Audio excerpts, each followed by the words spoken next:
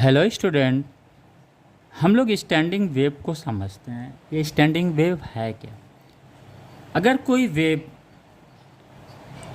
अगर कोई वेव यहाँ से बिगिन होती है, दिस वन, और ये किसी बाउंड्री से क्या होती है, रिफ्लेक्ट होती है।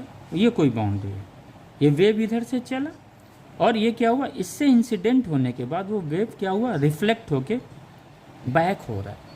तो यहाँ पे एक वेव तो ये हो गया और इसके इधर से एक वेव तो इधर जा रहा है, और जब इससे इंसिडेंट हुआ है इस सरफेस से, वो रिजिड भी हो सकता है और फ्री सरफेस भी हो सकता है, या इसे ओपन सरफेस भी बोलते हैं। तो फिर ये वेव क्या होगा, इधर इस डायरेक्शन में जाएगा। यानी पहले तो इनिशियली एक ही वेव था, लेकिन रिफ्लेक्शंस के बाद क्या हो गया, इस मीडियम में दो वेव हो गए। राइट, अब ये दो वेव हो गया, एक इस डायरेक्शन में, एक इसके अपोजिट डायरेक्शंस में।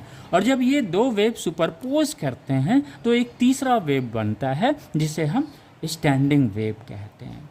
लेकिन जो ये तीसरा वेव बनेगा इन दो वेव के सुपरपोजिशंस की वजह से सेम मीडियम में, वो तीसरा वेव क्या होगा, वो अपीयर होगा कि वो रेस्ट पे है, मूव नहीं कर रहा, ट्रेवल नहीं कर रहा।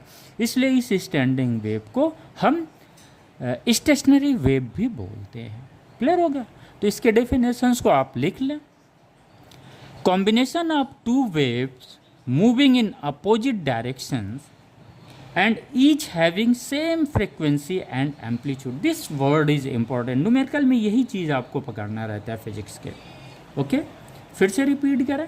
The combination of two waves moving in opposite direction and each having same frequency and amplitude.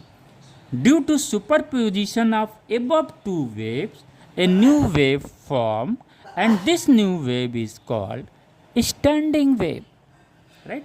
तो जब भी अगर दो वेव दिया रहेगा तो इसकी फ्रीक्वेंसी और एम्पलीट्यूड क्या होगा, क्वेश्चन में सेम दिया रहेगा। ओके, तो न्यूमेरिकल यहीं से पकड़ते हैं। Standing wave does not appear to travel.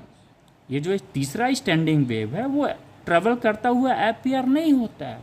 Henceforth also known as stationary wave. Clear? Right, फिर से रिपीट करते हैं।